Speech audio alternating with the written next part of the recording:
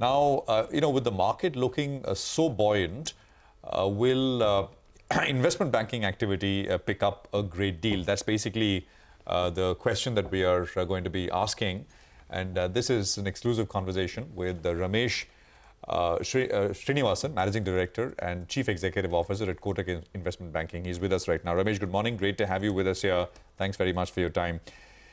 Is this, just give us a sense of how give us a sense in terms of numbers, Ramesh, how this year has been panning out in terms of blocks and investment banking activity.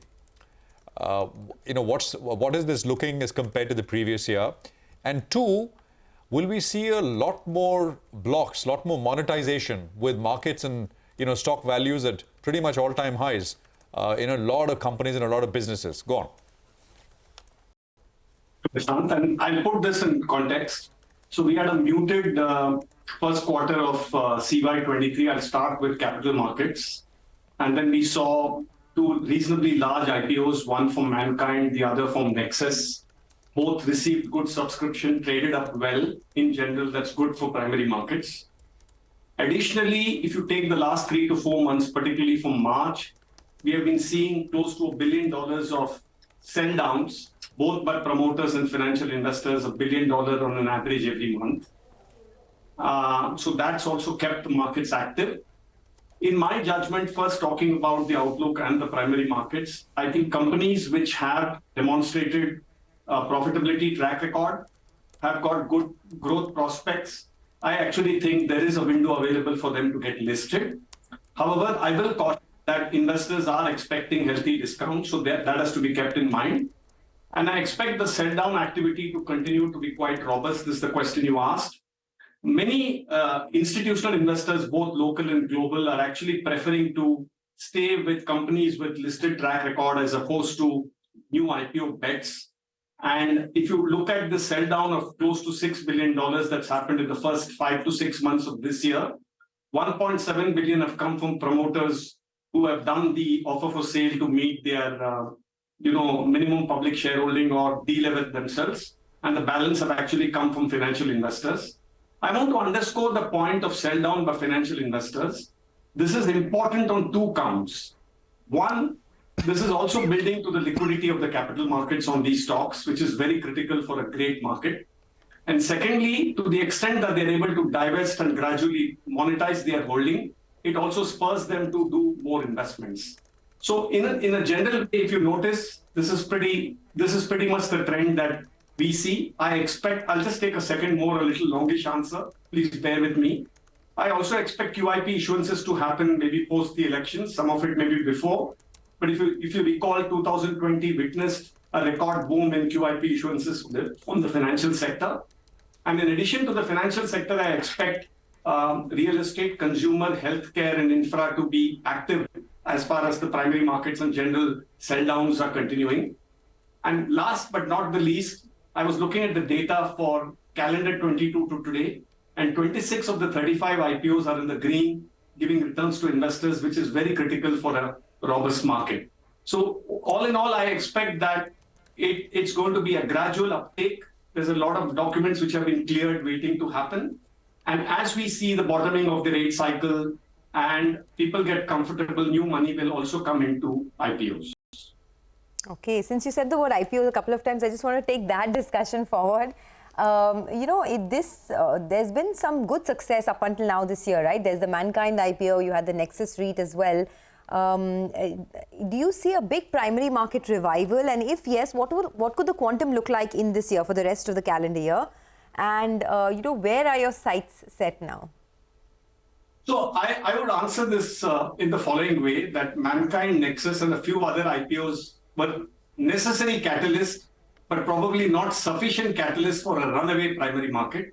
So I expect a gradual uptake to happen. In fact, you'll see some IPOs are already starting to get announced. So they'll be in diverse sectors. So we see an active market much better than last year. But if you ask me, will it be like 21 a runaway market? Not yet. I think we're some time away from that. And it'll be across diverse sectors. And over the next 1 to 2 years, we also think another trend that you'll witness is many of the companies going public will also get new money as opposed to just offer for sale. So it will be a steady uptake, but not a runaway primary market that we may see in the coming 1 to 2 years. All right. Morning, Mr. Ramesh. Nigel on this side. Since you mentioned 2021, the last time this IPO market got garam, so to call it, we had all these new age companies that came in there. And then, in fact, we had a bit of a drawdown on the index as well as on a lot of stocks. I just wanted your view on this new age companies. Is there interest being seen now? Some of them have come off half. Some of them are a third of what they were. Any view on them? Actually, in the sell down that we expect to see over the next 1 year, my view is that, from growth, which was the theme in 21, investors and the markets have shifted their focus to profitable growth. So in the new age internet companies which have some paths to profitability have a game plan. In the sell down that you expect to see in these companies that got listed, you are likely to see good investor interest in the sell down that happens. And if I may just shift the conversation from the listed internet space to a little bit to the unlisted space, well, on the surface, it appears that there's a lull. Actually, there's a reasonable amount of action going on in the internet companies in general. I think companies which have got efficient capital, don't have too many shareholder complexities to resolve, are companies that are likely to succeed. Secondly, we are also witnessing conversations on M&A, particularly in the mid-market space in these companies, because they're all looking at how best to consolidate and survive. Secondly, companies have also realized that, look, they have to get a clear path to profitability. So they are working game plans to shed their SG&A fat. The other trend that is very interesting that we should all watch out for is that over the next 1 to 2 years, I expect B2B models to get listed. It'll be interesting to see how markets receive them, how well they do, and how do they get valued. So all in all, I would say that in the internet space, below the lull, there is a reasonable amount of activity going on, both on the listed as well as on the internet, on the unlisted space. Just news from overnight, Ramesh, that out of Europe, there is a new 4-week-old AI startup, which has got 100 million euros in funding.